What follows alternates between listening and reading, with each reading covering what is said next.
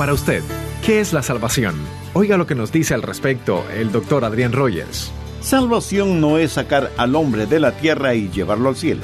Esa es la idea que la mayoría de las personas tiene. Por eso preguntan, ¿no quiere ser salvo para irse al cielo? Ahora, por supuesto que quiero ir al cielo, pero eso no es la salvación. Eso es solo un subproducto de la salvación.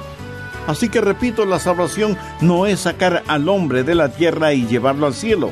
Salvación es que Dios salga del cielo y entre en el hombre. Ser salvo es tener a Dios en su corazón, ayudándole a entender que usted es ahora templo del Espíritu Santo.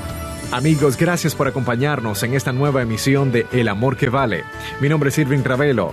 Sabe que la mayoría de las personas religiosas quieren ir al cielo, pero no necesariamente cumpliendo con los requisitos de Dios, sino por su propio esfuerzo. Quiero comenzar enfatizando que cuando encuentra una supuesta contradicción en la Biblia, descubrirá que las contradicciones están solo en su mente. Tal vez tomó un texto fuera de contexto, tal vez no estudió toda la información cuidadosamente. Recuerde que un texto estudiado fuera del contexto se vuelve un pretexto. Hoy vamos a ver algunos versículos que para algunas personas parecen indicar que podríamos perder nuestra salvación eterna. Por ejemplo, busque 2 de Pedro. Quiero darle la clásica ilustración que alguien puede presentarle si usted cree en la eterna seguridad del creyente. 2 de Pedro capítulo 2, empezando en el versículo 20. Ciertamente, si habiéndose ellos escapado de las contaminaciones del mundo por el conocimiento del Señor y Salvador Jesucristo, enredándose otra vez en ellas son vencidos, su postrer estado viene a ser peor que el primero.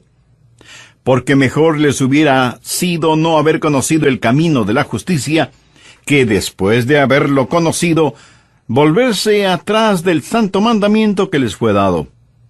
Pues le ha acontecido lo del verdadero proverbio: el perro vuelve a su vómito y la puerca lavada a revolcarse en el cieno.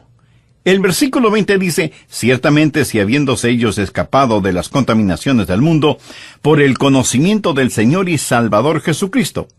O sea, aquí está una persona que ha estado viviendo en pecado y de pronto se libera. Escucha acerca de Jesús y dice, esa es la manera de vivir.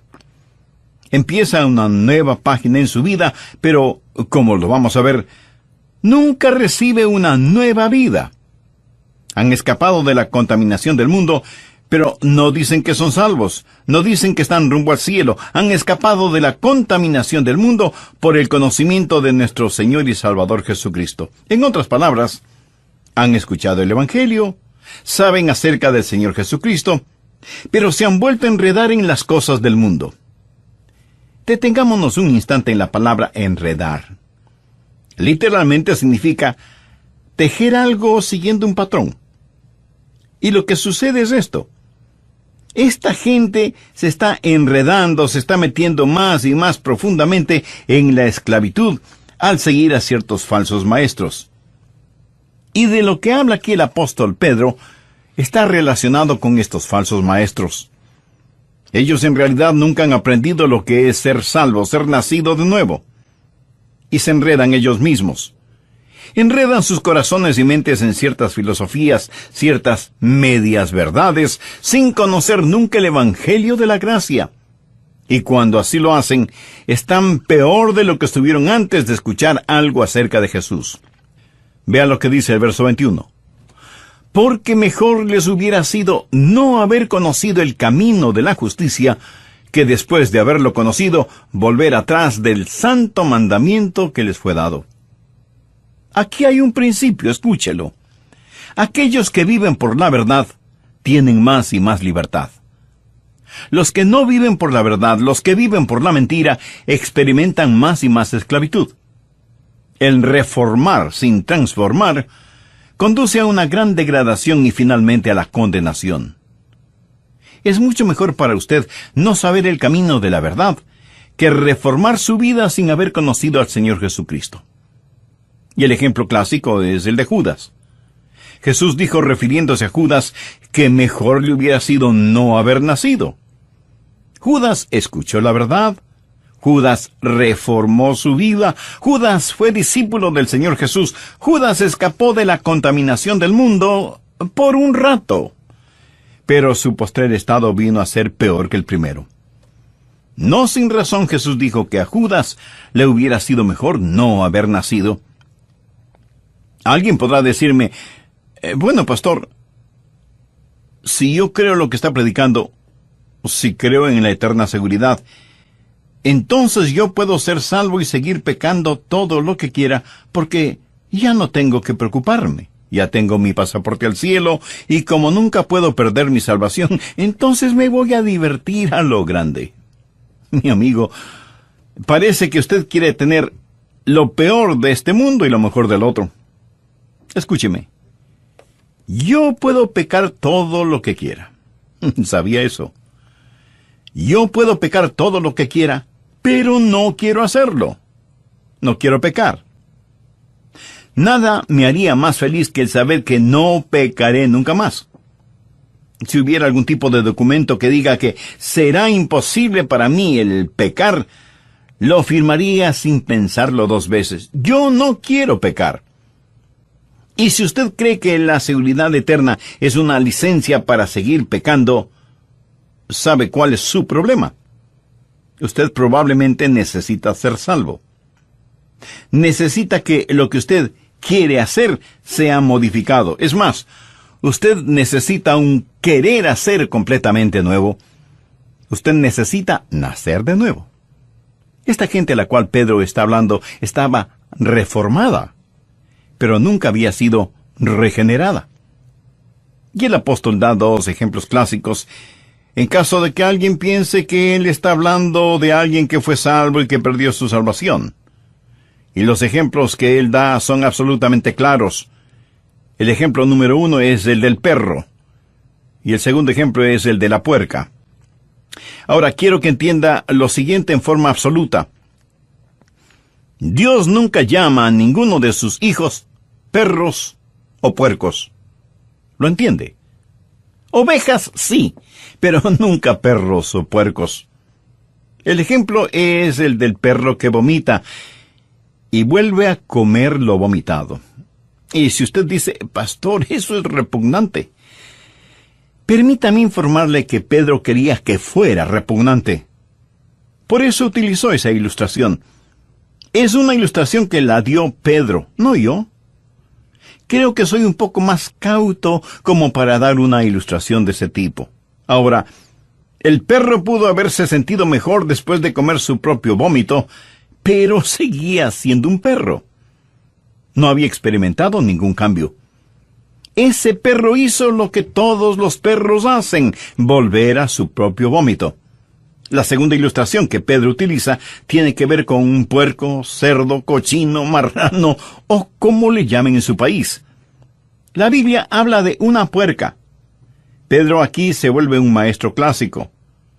El perro se siente mejor, el puerco luce mejor, pero ninguno de los dos ha cambiado en nada. Dios nunca llama a ninguno de sus hijos un perro o un puerco, porque ninguno de los dos ha sido esencial o eternamente cambiado. ¿Recuerda la historia del hijo pródigo? ¿Ha escuchado alguna vez la historia del perro pródigo o del puerco pródigo? No, ¿verdad? En la Biblia solo encontramos la historia del hijo pródigo. Y se la voy a repetir, pero haciendo mi propia paráfrasis.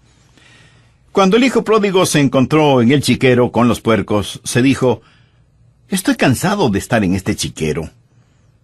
No fui hecho para vivir entre puercos. Me levantaré e iré a mi padre. Y uno de los puercos le preguntó, ¿y qué tiene tu padre? Oh, mi padre tiene una casa hermosa y tenemos siervos. Mi madre hace ricas comidas y yo tengo mi propio dormitorio y mi baño. Así que me levantaré e iré a casa de mi padre. Y el puerco dijo, eso suena muy interesante. ¿Te importa si voy contigo? El joven le dijo que no le importaba y así el hijo pródigo y el puerco pródigo empezaron su viaje.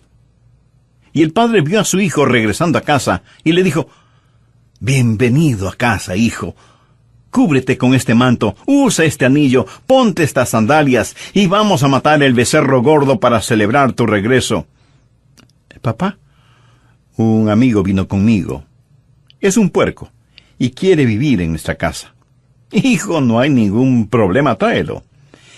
Pero la mamá del hijo pródigo dijo: «Un momentito. Tu amigo no puede entrar en la casa así, tiene que bañarse». Y el puerco preguntó: «¿Y qué es eso?». «Pues que tienes que bañarte y sacarte toda esa suciedad». Y lo bañaron y le sacaron toda la suciedad de encima. Luego le dijeron que tenía que aprender algunos modales, que para comer tenía que ponerse una servilleta bajo la quijada y que tenía que aprender a sentarse junto a la mesa y usar la cuchara, el cuchillo y el tenedor. Le dijeron que no podía meter su hocico en la comida y que si iba a vivir en la casa, ya no podría salir a revolcarse en el cieno y dormir en medio de la fetidez y las moscas. Y que cada noche antes de dormir en una suave cama tenía que bañarse. Mi amigo, ¿por cuánto tiempo cree usted que el puerco hizo todo eso? Por muy poco tiempo. Un día el puerco dijo: «Me levantaré e iré a mi padre.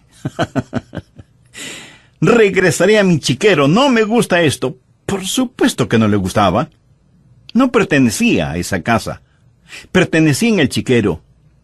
El Hijo de Dios no pertenece en un chiquero, pertenece en la casa de su Padre. Es así de sencillo, es así de simple. El puerco lavado regresa al cieno. Pedro está hablando de reforma sin regeneración. Cualquier reforma sin regeneración hace a una persona peor de lo que era antes. Ahora veamos Mateo capítulo 24.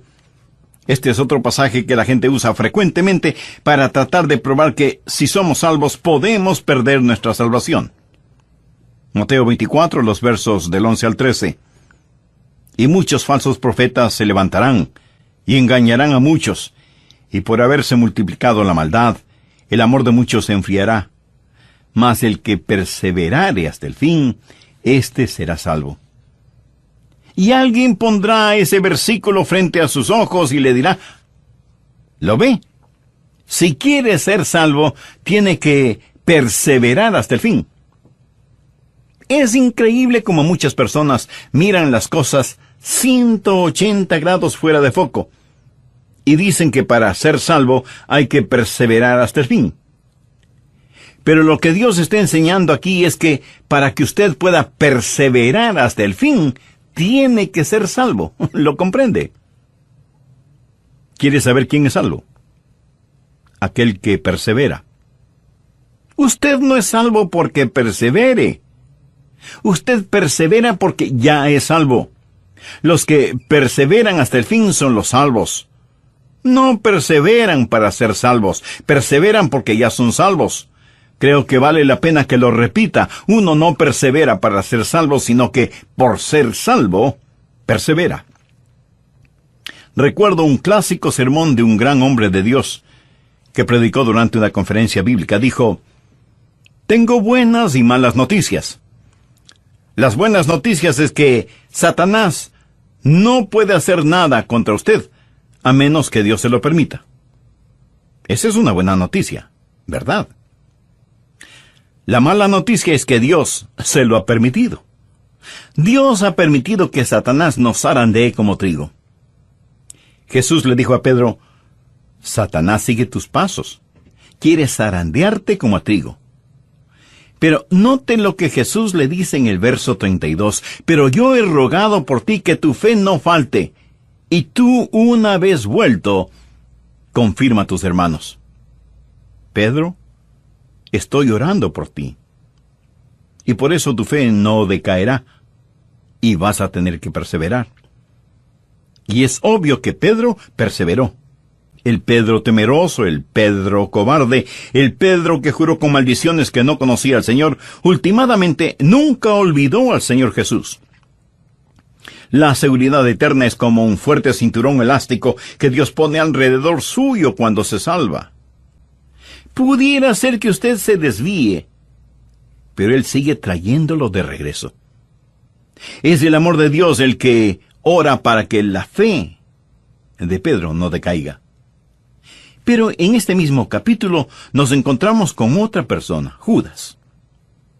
Veamos lo que dicen los versos 47 y 48. Mientras él aún hablaba, se presentó una turba. Y el que se llamaba Judas, uno de los 12, iba al frente de ellos, y se acercó hasta Jesús para besarle. Entonces Jesús le dijo: Judas, ¿con un beso entregas al Hijo del Hombre? Pedro y Judas en el mismo capítulo. Ahora, honestamente, si usted y yo hubiéramos estado ese día ahí, y no hubiéramos sabido absolutamente nada del trasfondo, nada acerca de nadie, ni de la negación de Pedro, ni de la traición de Judas, y tuviéramos a Pedro y Judas delante de nosotros, ¿cuál de los dos escogeríamos si tuviéramos que escoger? ¿Cuál de ellos diríamos que es salvo? Me atrevo a decir que la mayoría de nosotros escogeríamos a Judas y no a Pedro. Quiero decir, Pedro siempre estaba en problemas. Como se dice vulgarmente, siempre estaba metiendo la pata. Siempre impetuoso, siempre explosivo. Y diríamos que este viejo lobo del mar, este rudo pescador, no era salvo. Ahora con Judas la cosa es diferente. Pero, ¿por qué diríamos que Judas era salvo? Pues por simple deducción. ¿A quién nombra usted de tesorero? Pues a la persona en la que más confía. Correcto. Judas era la persona que tenía la funda con el dinero. ¿Por qué confiaban en él? Cuando Jesús dijo que uno de ellos le traicionaría, ninguno de ellos dijo: tiene que ser Judas. Nadie sospechaba de Judas. ¿Perseveró Judas? Por supuesto que no perseveró. Traicionó al Señor Jesús, no buscó el perdón de Dios, se suicidó y con toda seguridad está en el infierno. Busquemos ahora Juan 6:64. Jesús dijo: Pero hay algunos de vosotros que no creen. Y está haciendo referencia a quienes estaban a su alrededor. Jesús sabía desde el principio quiénes eran los que no creían y quién le había de entregar. ¿Cree usted que todas estas cosas sorprendieron a Jesús? ¿Cree usted que él dijo: ¿Cómo pude haber escogido a Judas, en quien confié, y ahora me traiciona? No, mi amigo, Jesús escogió a Judas sabiendo lo que iba a suceder. Jesús supo que Judas nunca creyó en él. Veamos lo que dicen los versos 70 y 71 de este mismo capítulo 6 del Evangelio de Juan. Jesús les respondió: ¿No os he escogido yo a vosotros los 12? Y uno de vosotros es diablo. Hablaba de Judas Iscariote, hijo de Simón, porque este era el que le iba a entregar, y era uno de los 12. Nada estuvo fuera de su control. De hecho, Jesús dijo que había escogido a Judas para que se cumpliesen las Escrituras. Ahora, seguramente usted me preguntará: Pastor, ¿cuál es el punto de todo esto? El punto es que Pedro perseveró, y Judas no lo hizo. ¿Por qué Pedro perseveró hasta el fin y Judas no? Muy sencillo. Pedro tuvo fe. ¿Recuerda lo que Jesús le dijo a Pedro? Yo he orado por ti, para que tu fe no falte. Jesús no hizo esa oración por Judas. Jesús sabía desde el principio quienes no creían en él. Judas nunca creyó, Pedro sí creyó. Y aquellos que perseveran hasta el fin son los que son salvos. Amigo, le pregunto, ¿tiene usted esa salvación? ¿Está usted persuadido de su seguridad eterna? La única forma de ser salvo y tener seguridad eterna es por medio del Señor Jesucristo, por medio de la fe. Algunas personas, interpretando varios textos bíblicos fuera de contexto, dicen que quienes son salvos pueden perder su salvación. Una cosa es parecer ser salvo, y otra muy diferente el ser salvo de verdad. Por eso es que el apóstol Juan en el capítulo 2, verso 19 de su primera epístola dice: salieron de nosotros, pero no eran de nosotros. Porque si hubiesen sido de nosotros, habrían permanecido con nosotros. Pero salieron para que se manifestase que no todos son de nosotros. Por lo tanto, aquellos que se van, no pierden su salvación. Los que no perseveran no pierden su salvación porque nunca la tuvieron. Bien, veamos otro pasaje que la gente usa para decir que los que son salvos pueden perder su salvación. Busque el capítulo 15 de Juan, empezando en el verso 5. Yo soy la vid, vosotros los pámpanos. El que permanece en mí y yo en él, éste lleva mucho fruto, porque separados de mí, nada podéis hacer. Y algunos estarán pensando: yo puedo hacer algo. Esa es su opinión personal. Jesús dice: separados de mí, nada podéis hacer. Sin él, no importa lo que hagamos, somos como cero a la izquierda. Y Jesús sigue diciendo: el que en mí no permanece, será echado fuera como pámpano, y se secará. Y los recogen y los echan en el fuego y arden. Si permanecéis en mí y mis palabras permanecen en vosotros, pedid todo lo que queréis, y os será hecho. En esto es glorificado mi Padre, en que llevéis mucho fruto, y seáis así mis discípulos. Y alguien dirá: bueno, este es un cuadro de alguien que estuvo en Cristo, y sin embargo es separado de Cristo. Es lanzado al fuego y allí arde. Permítame decirle que aquí el Señor Jesucristo no está hablando de ninguna manera acerca de la salvación. Está hablando acerca de llevar fruto. Y está usando una ilustración, una metáfora. Debemos permanecer en el Señor Jesús si queremos dar mucho fruto. En un viñedo, el viñador poda las plantas, quita todo lo que no va a producir fruto. ¿Qué hace con todas las ramas que fueron podadas? No es buena madera como para tallarla. No se puede usar en la chimenea porque no hace un buen fuego. Lo único que se puede hacer es quemarlas. Lo que el Señor Jesús está diciendo es esto: si no permanecen en mí, son buenos para nada. ¿Qué le parece? Buenos para nada. ¿Es usted un cristiano bueno para nada? Escuche, Él no está hablando ni del cielo, ni del infierno, ni de la salvación. Está hablando acerca de llevar fruto. Es lo mismo que el apóstol dijo: no quiero ser un inútil, una persona buena para nada. Nunca trate de sacar su teología de una metáfora, de una ilustración. Usted aprende su teología de las epístolas, no de las ilustraciones, parábolas o metáforas. De estas usted aprende maravillosas y prácticas verdades. Si como creyentes vamos a dar frutos, necesitamos permanecer en el Señor Jesucristo. Veamos algo más en Hebreos capítulo 6. He dejado esto para lo último porque esto es lo que mucha gente usa para realmente probar que de alguna manera podemos perder nuestra salvación. En esta porción, el autor de Hebreos está hablando de una imposibilidad. Dice que hay algo que es imposible. Hebreos 6, desde el verso 4. Porque es imposible que los que una vez fueron iluminados y gustaron del don celestial, y fueron hechos partícipes del Espíritu Santo, y asimismo gustaron de la buena palabra de Dios y los poderes del siglo venidero, y recayeron, sean otra vez renovados para arrepentimiento, crucificando de nuevo para sí mismos al Hijo de Dios y exponiéndole al vituperio. Y de inmediato da una ilustración.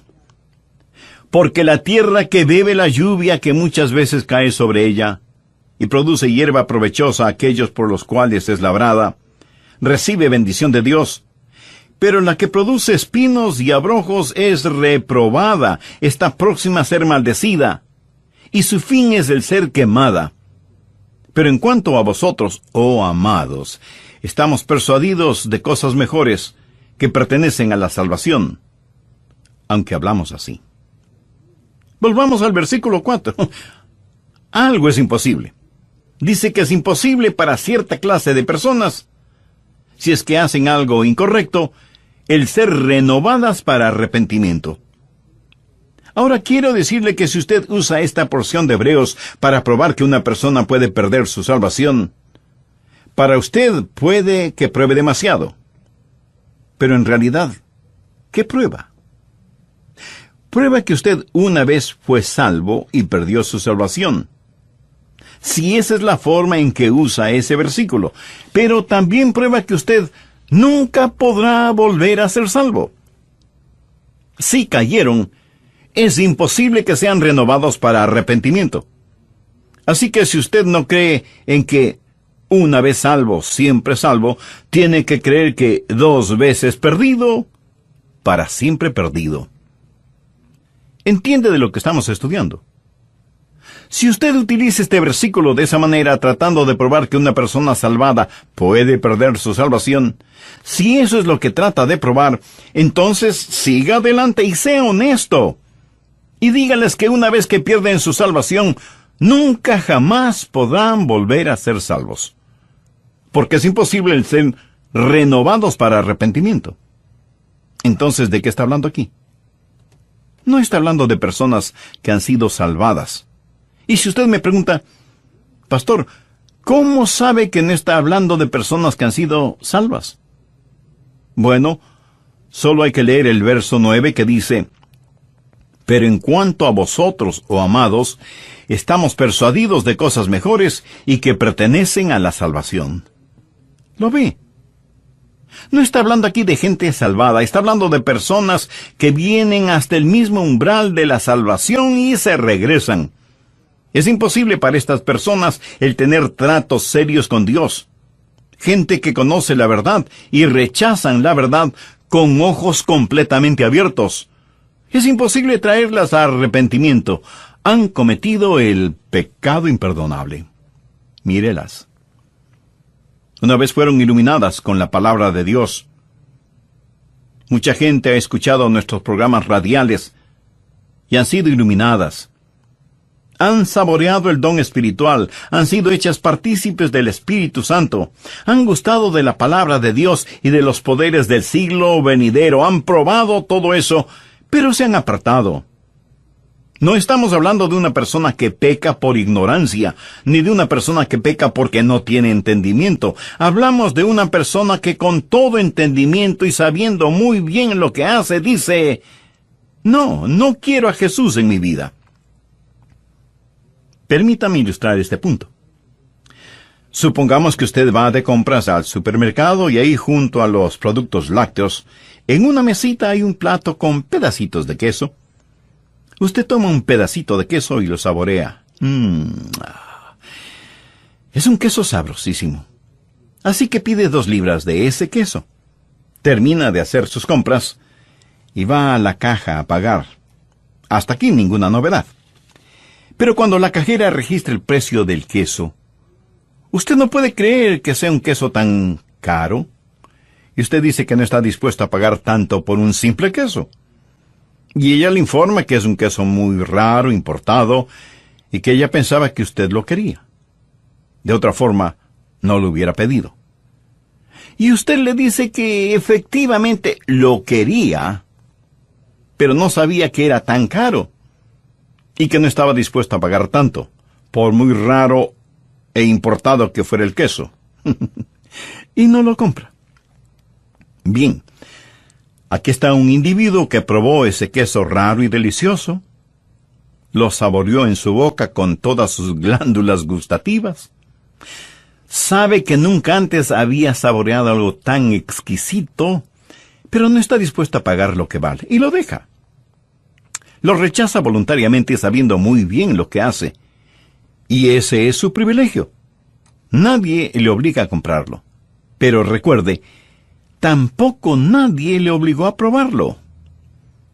Ahora en Hebreos encontramos una ilustración, y me fascinan las ilustraciones de la Biblia que lo aclaran todo. Leamos nuevamente Hebreos 6, los versos 7 y 8. porque la tierra que vive la lluvia que muchas veces cae sobre ella, y produce hierba provechosa a aquellos por los cuales es labrada, recibe bendición de Dios. Pero la que produce espinos y abrojos es reprobada, está próxima a ser maldecida, y su fin es el ser quemada. Bien, ahora vamos a usar nuestra imaginación santificada. Suponga un lote de terreno sembrado con una clase de semilla, y al otro lado, otro lote de terreno con otra clase de semilla. Los dos lotes están separados por una cerca. La lluvia cae sobre ambos lotes. Recuerde que Dios hace que llueva sobre justos e injustos. Y el sol también se derrama sobre ambos lotes. Y los dos lotes de terreno reciben las caricias de la brisa, tanto como la impetuosidad de los vientos. El un terreno comienza a producir magníficos frutos, pero el otro terreno solo produce espinas y abrojos. La misma tierra, la misma lluvia, el mismo sol, los mismos vientos, pero hay una gran diferencia en lo que producen ambos terrenos. ¿Cuál es la diferencia? La semilla. En un lado, magníficos frutos. En el otro lado, cardos y espinas. Bien, de inmediato usted me preguntará, pastor, ¿y cuál es la aplicación? Escuche con atención. Los miles de oyentes de este programa, todos están escuchando ahora este mismo sermón. Lo oyen y, por así decirlo, pueden saborear la buena palabra de Dios. El Santo Espíritu de Dios trabaja en ambos lados. Y algunos de los que escuchan dirán, sí, a Jesús. Pero otros, en cambio, le dirán, no. Algunos producirán buenos frutos.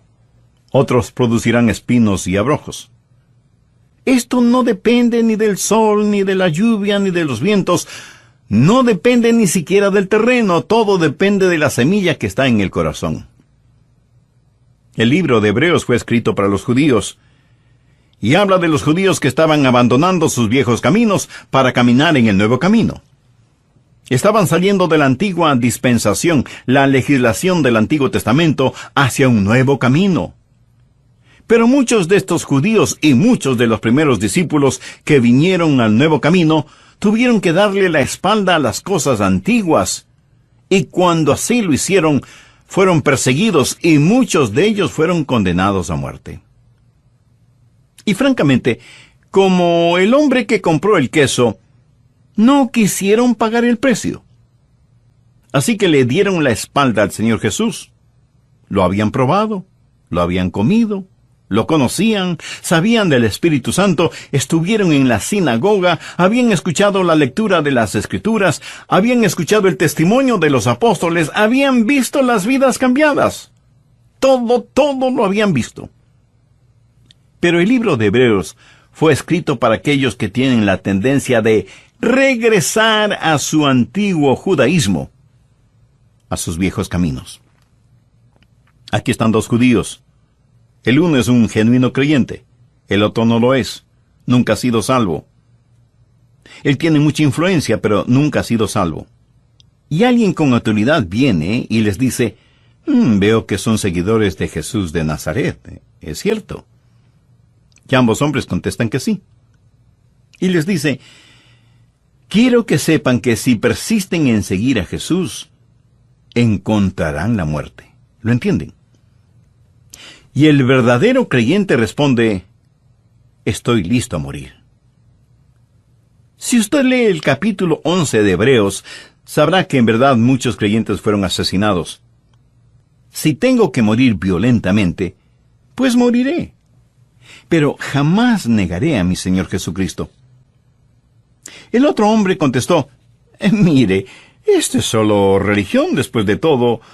No hay nada que me impide el volver a mis viejos caminos, que eran bastante buenos. Voy a volver a mi antigua vida, pero no me mate. ¿Cómo saber que este hombre hablaba en serio? Había una manera de comprobarlo. Llevarían a este hombre a un chiquero, en donde matarían un puerco, y la sangre del puerco se derramaría por el suelo, y le dirían al hombre: escupe sobre esa sangre, y di que la igualas a la sangre de Jesús de Nazaret. Pisa sobre ella, y di que eso es lo que piensas de la sangre de Jesús. Solo entonces podrás volver a tus viejos caminos. Y eso fue exactamente lo que el hombre hizo, para volver a su antigua manera de vivir. Él supo lo que estaba haciendo, pero estaba más interesado en salvar su propia vida. Había saboreado, sus ojos habían sido abiertos, había sido iluminado, pero no quiso pagar el precio. ¿Sabe lo que él hizo cuando hizo lo que hizo? Cometió el pecado imperdonable, por lo tanto es condenado y en camino al infierno. Es imposible renovarlo para arrepentimiento. Hebreos 6 dice: es imposible que quienes recayeron sean otra vez renovados para arrepentimiento, crucificando de nuevo para sí mismos al Hijo de Dios y exponiéndole al vituperio. Ellos hicieron esto, a pesar del Espíritu de gracia. Quiero hacer énfasis que no se está hablando de una persona salva que haga esto. Un verdadero creyente jamás lo hará. Yo no podría hacerlo. Espero que usted no pueda hacerlo.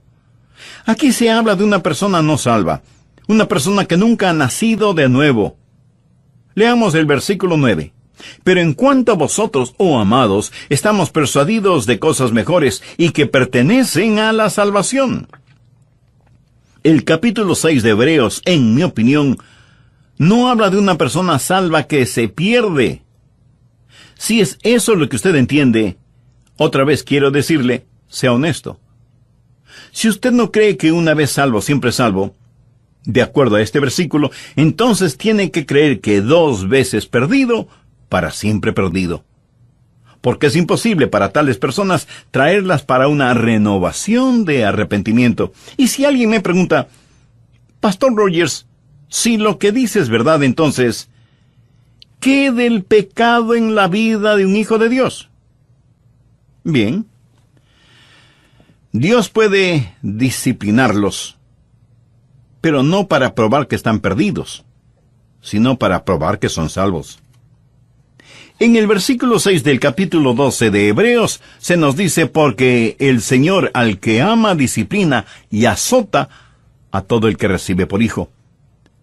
Cuando mi papá me disciplinaba, no era porque no me amaba. Antes, por el contrario, porque me amaba, me disciplinaba.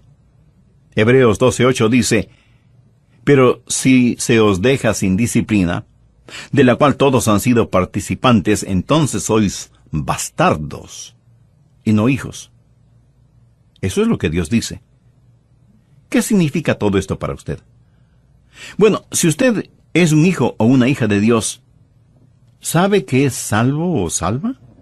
Entonces regocíjese, descanse en el amor de Dios y con genuina gratitud sírvale todos los días de su vida por haberle dado tan maravillosa salvación. Y si usted que me escucha hoy todavía no es salvo, ¿por qué no hace esa importante decisión ahora mismo? Si tiene ese deseo en su corazón, repita conmigo esta oración. Querido Dios, soy religioso, pero en verdad no tengo la seguridad de ser salvo y quiero tenerla. Por eso te pido que perdones mis pecados y transformes mi vida. Señor Jesús, tú eres el bendito Hijo de Dios que diste tu vida para salvarme. Este mismo momento te reconozco como mi Salvador y mi Señor, y te invito a que mores en mi corazón y que tomes el total control de mi vida. Haz de mí un instrumento limpio en tus manos. Lo pido en tu precioso nombre.